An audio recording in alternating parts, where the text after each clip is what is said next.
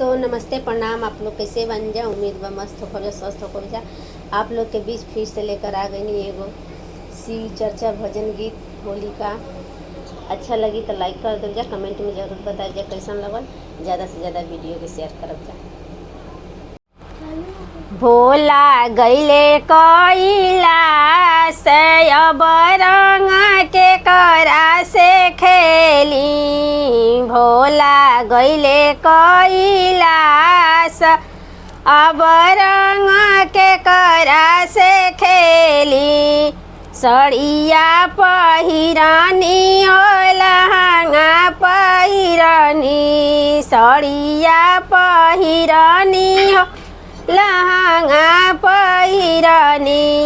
सब कुछ भइले बेकार हो, सब कुछ भइले बेकार।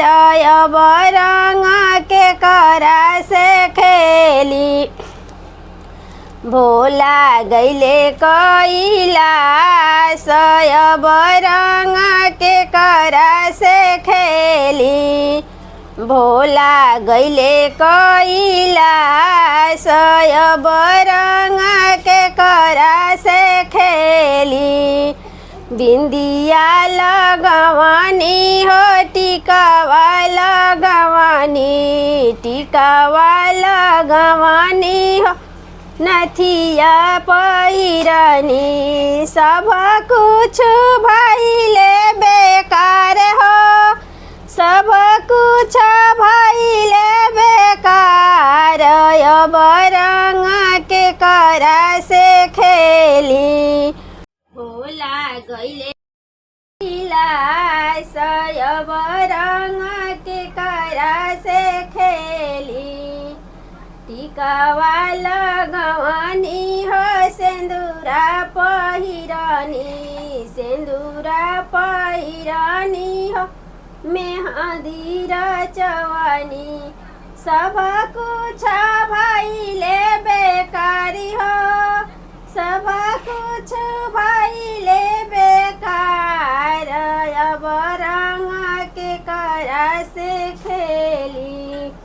भोला गईले कइला से अब रंग के करा से खेली। पैजानी पहिरानी हो महावरी लगवानी, महावरी लगवानी हो बिछिया पहिरानी। सब कुछ भइले बेकार हो, सब कुछ भइले बेकार।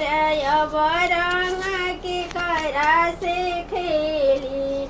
भोला गईले कइला से अब रंग के करा से खेली।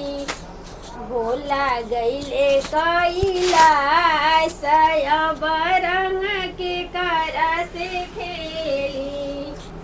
भोला गईले कइला से अब